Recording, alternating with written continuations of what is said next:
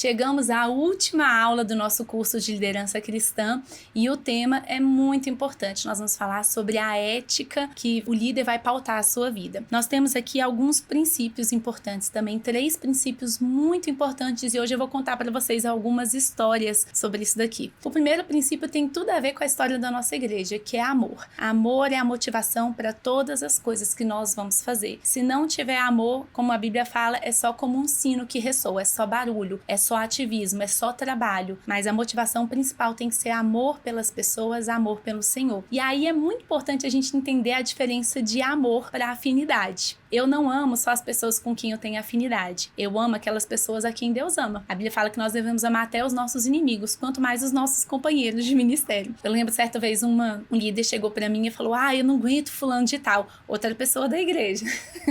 Acontece, né, gente? Nas melhores famílias. E eu falei pra ele, eu falei: olha, eu sei que talvez você não tenha afinidade com o fulano de tal. Talvez você não goste do senso de humor dele, ou do jeito como ele conversa. Mas você já reparou o compromisso que ele tem com as pessoas? Você já reparou o compromisso que ele tem com a igreja? Você já reparou como ele cuida dos discípulos dele? É uma pessoa preciosa. Então, por mais que às vezes eu não tenha afinidade, eu vou amar e eu vou respeitar a graça do Senhor sobre a vida daquela pessoa e vou ser capaz de trabalhar com essa pessoa. Amor é decisão. Eu preciso amar, apesar das afinidades, apesar das diferenças, e é muito importante. Nós precisamos amar não no sentido romântico, mas no sentido de sacrificial. Liderar é servir, antes de tudo. Liderar é permanecer. Às vezes, inclusive, quando eu estou desconfortável com alguma coisa. Liderar é uma posição de confiança, mas uma posição de responsabilidade. E se não tiver amor sustentando essa obra,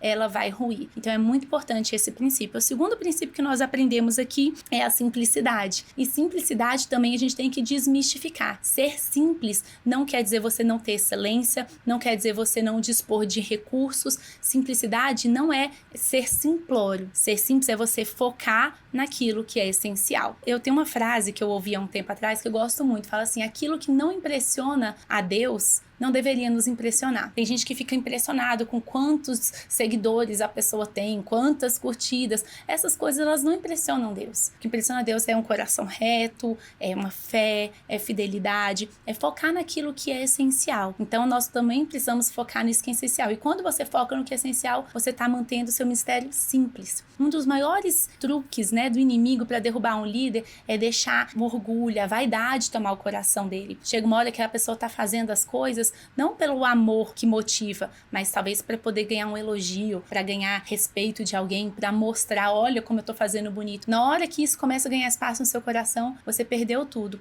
Porque se os elogios te atraem, as críticas também vão te derrubar, entende? Então, quando você foca naquilo que é essencial, na sua missão, vamos lembrar lá da primeira aula, do seu chamado, da sua vocação, aí você mantém ali a simplicidade, que é o foco naquilo que é essencial. E aí a gente tem aqui o terceiro e último, que é a transparência. A confiança, ela é conquistada não somente com a competência, mas com a transparência. Tem gente que é muito competente, mas ainda assim ela não tem aquela confiança, porque ela não tem transparência. O que você precisa entender? O líder, ele ainda continua sendo um discípulo. O maior exemplo, quando Jesus, lá em Mateus 28, ele fala, ele vai subir aos céus, ele fala para os discípulos: ide por todo mundo e fazei discípulos. A palavra discípulo vem do grego aprendiz. Ou seja, Jesus vira para os discípulos, para os aprendizes e fala: façam aprendizes. Mesmo aqueles que seriam os líderes da igreja primitiva, eles continuaram sendo aprendizes. E aqui tem um segredo muito importante para as nossas vidas. Quanto mais alto eu subo, eu ainda preciso de ter alguém para prestar contas. Isso me mantém responsabilizável. Eu preciso ter alguém para eu falar: olha,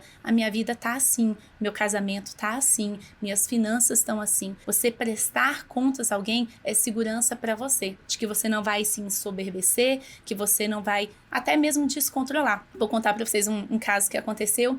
Na época eu estava fazendo o meu mestrado e eu estava na fase final do mestrado fazendo minha dissertação. E eu tinha que escrever ali no mínimo 150 páginas. E chegou ali, estava faltando ali, chegando próximo ao meu prazo, e eu tenho um defeito, tá? Eu sou um pouco procrastinadora. Vou enrolando, principalmente quando a tarefa é difícil, quando é chato, quando vai me demandar, e às vezes você fica enrolando. E eu lembro que teve um dia que eu tava lá para escrever, e aí eu olhei e falei: nossa, acho que se eu tivesse um quadro para escrever, eu ia escrever muito melhor. Gente, ao invés de eu sentar e escrever o raio do trabalho, da dissertação, eu peguei o carro, fui lá na loja, comprei um quadro branco, caneta pra poder... Então assim, tava só enrolando, procrastinando. E eu falei, meu Deus do céu, o prazo tá apertando. E eu fiz um combinado com meu marido. Falei, meu amor, é o seguinte, eu fiz um cálculo pra eu terminar essa dissertação até tal data, eu preciso escrever 4 páginas por dia. E assim, pode parecer pouco, mas dentro de um trabalho acadêmico é muito, porque são pelo menos 3 autores citados em cada página, enfim, tem tudo umas regras lá. E eu falei assim, eu vou precisar da sua ajuda todos os dias quando você chegar em casa, eu preciso que você me pergunte, que você me cobre. Escreveu as suas 4 páginas do dia, e aí tinha dia que ele chegava e falava, ele chegava do trabalho, e aí, concluiu o seu projeto de hoje, fez as 4 páginas? Eu falava às vezes,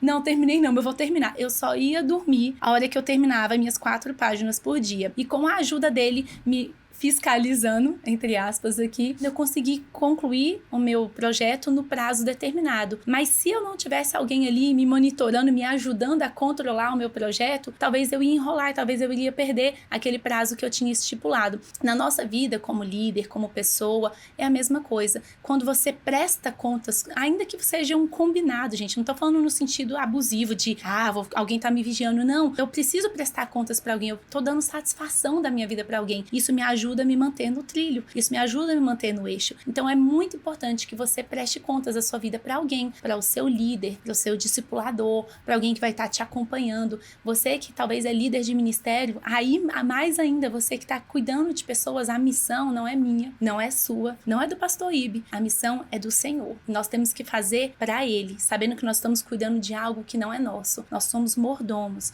nós somos confiados e nós um dia vamos prestar contas de todas essas coisas. Eu vou terminar contando uma história triste, mas que nos faz refletir. Essa semana eu tive no enterro de um jovem, né? Um jovem adulto. E a mãe dele, enfim, é um menino maravilhoso, um rapaz ótimo. E a mãe dele pegou o microfone ali naquele velório e ela fez uma oração. E essa oração, até hoje eu me arrepio, assim, eu tremo por dentro quando eu ouço. Ela começou a orar, ela falou assim, Deus, muito obrigada pelo filho que o Senhor me deu e permitiu que eu gerasse e criasse. Hoje eu devolvo meu filho ao Senhor e eu presto contas do meu filho diante de ti.